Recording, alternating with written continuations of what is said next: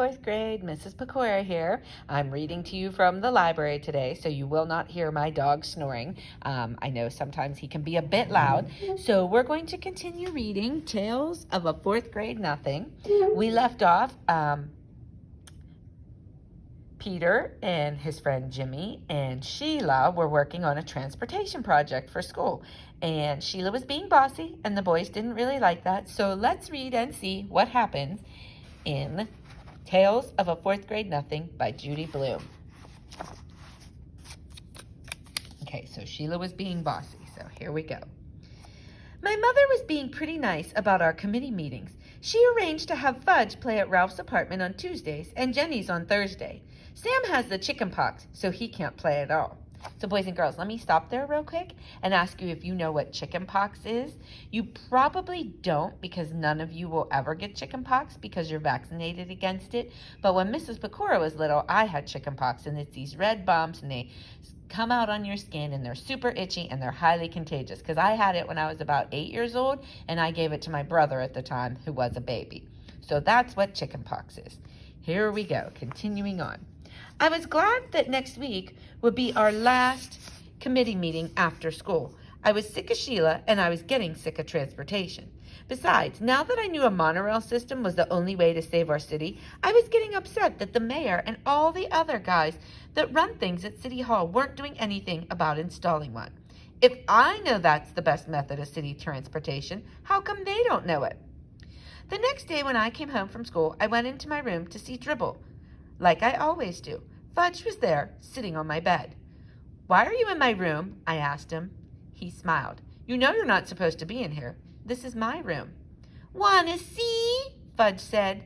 See what? Want to see? What? What are you talking about? I asked.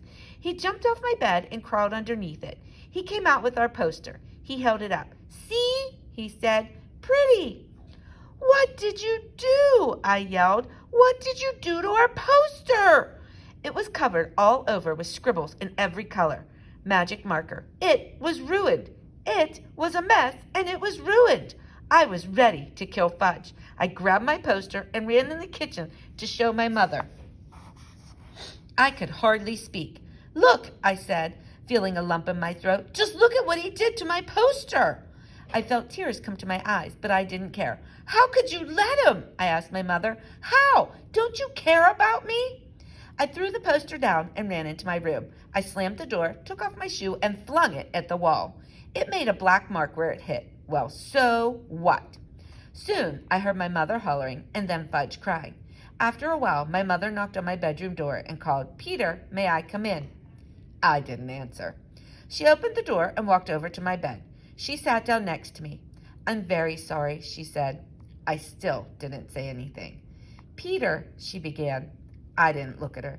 She touched my arm. Peter, please listen. Don't you see, Mom? I can't ever do my homework without him messing it up. It just isn't fair. I wish he was never bored. Never. I hate him. You don't hate him, my mother said. You just think you do. Don't tell me, I said. I mean it. I really can't stand that kid. You're angry, my mother told me. I know that. And I don't blame you. Fudge had no right to touch your poster. I spanked him. You did? I asked. Fudge never gets spanked. My parents don't believe in spanking. You really spanked him? I asked. Yes, my mom said. Hard? I asked. On his backside, she told me. I thought that over. Peter, my mom put her arm around me. I'll buy you a new poster board tomorrow. It was really my fault. I should have never let him into your room.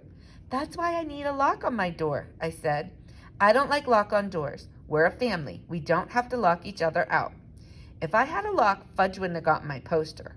It won't happen again, my mother promised. I wanted to believe her, but really I didn't. Unless she tied him up, I knew my brother would get into my room again.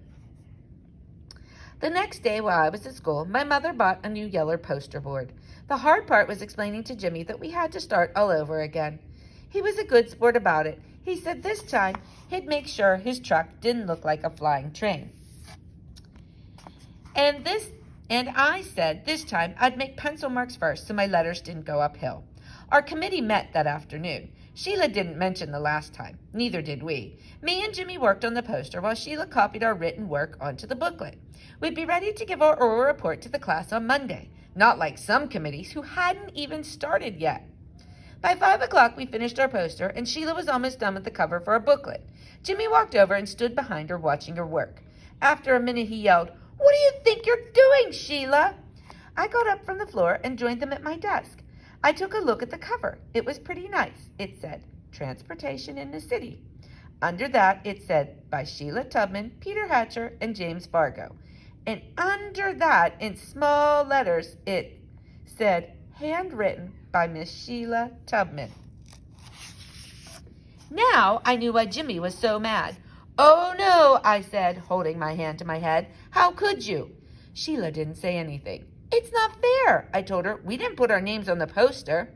"But the cover's all done," said Sheila. "Can't you see that? I'll never get the letter so straight again. It looks perfect."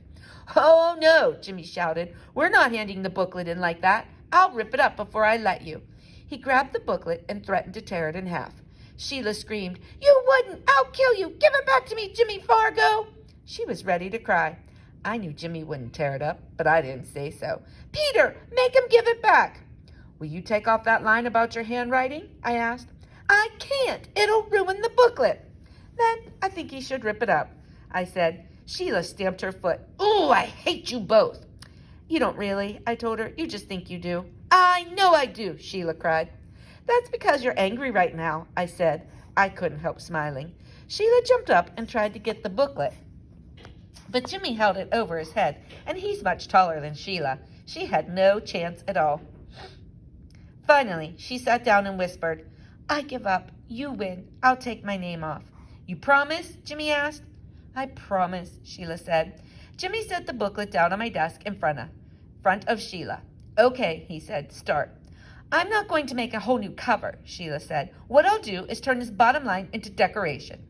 She picked up a magic marker and made little flowers out of the words. Soon, "Handwritten by Miss Sheila Tubman" turned into 16 small flowers. "There," Sheila said. "It's done." "It looks pretty good," I told her. "It would have looked better without those flowers," Jimmy said, "but at least it's fair now." That night, I showed my mother and father our new poster. They thought it was great, especially our silver sparkle airplane. My mother put the poster on top of the refrigerator so it would be safe until the next day when I would take it to school. Now I had nothing to worry about. Sheila had the booklet, the poster was safe, and our committee was finished before schedule. I went into my room to relax. Fudge was sitting on the floor near my bed. My shoebox of supplies was in front of him. His face was a mess of magic marker colors, and he was using my extra sharp scissors to snip away at his hair. And the hair he snipped was dripping into Dribble's bowl, which he had in front of him on the floor. "See," he said, "see, Fudgy's a barber." That night, I found out hair doesn't hurt my turtle. I picked off every strand from the shell. I cleaned out his bowl and washed off his rocks. He seemed happy. 2 things happened the next day. One was my mother had to take Fudge to the real barber to do something about his hair. He had plenty left in the back, but just about nothing in front and on top. The barber said there wasn't much he could do until the hair grew back. Between his fangs and his hair, he was getting funnier looking every day. The second was my father came home with a chain latch for my bedroom door. I could reach it when I stood on tiptoe, but that brother of mine couldn't reach it at all, no matter what. Our committee was the first to give its report. Mrs. Haver said we did a super job. She liked our poster a lot. She thought the Silver Sparkle airplane was the best. The only thing she asked was, how come we included a picture of a flying train? All right, boys and girls, we're going to stop there for now. So stay tuned for Chapter 8 in our next installment of Tales of a Fourth Grade Nothing.